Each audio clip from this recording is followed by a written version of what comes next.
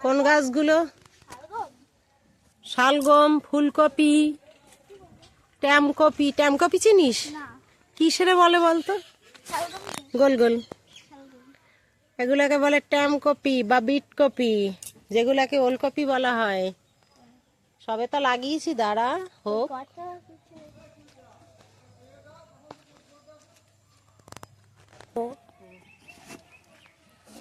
কি পারবা মাম্মি এখন?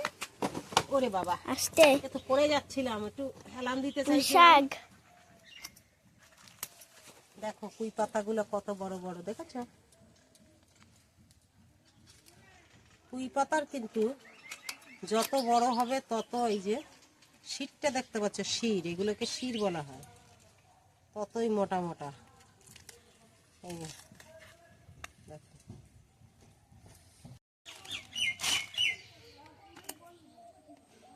কাছে নিয়ে আসা লাগলো, বুঝলি? কাটতে চায় না।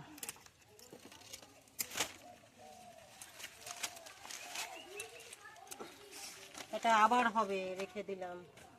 লাউ গাছ পড়ে গেছে তো, এই যে লাউ গাছ গড়াগড়ি দিচ্ছে। দেখো, এখান থেকে একটা আগা নিলাম। পুঁই শাক রান্না করব আলু দিয়ে, চিংড়ি মাছ দিয়ে। এখানটা রাখি আপাতত।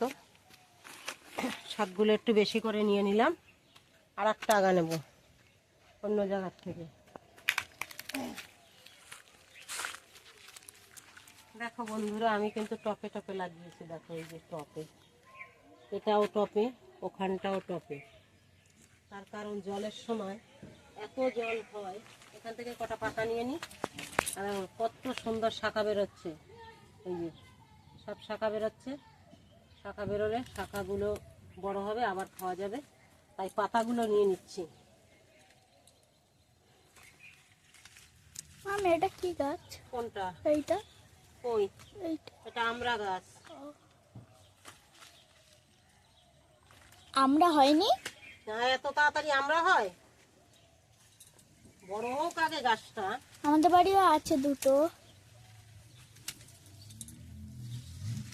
পাতাগুলো কত সুন্দর, ফেলে দেওয়া যাবে না, খুব সুন্দর পাতাগুলো।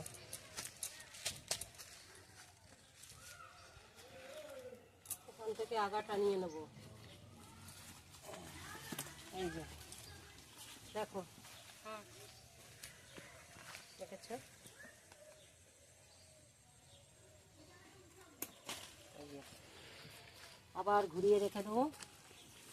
এটা ওরকম শাখা বেরো হচ্ছে, আবার 10-12 দিন পরে খাওয়া যাবে।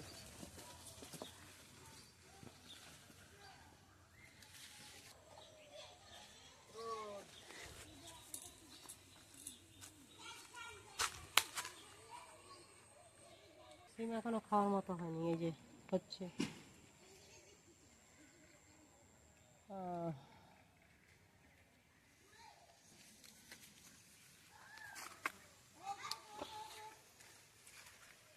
আজকে রান্না হবে পাতায় মাছ ভাজা আর পুঁই শাক আলুর তরকারি, সঙ্গে চিংড়ি মাছ আছে, না হলে ভালো লাগবে না।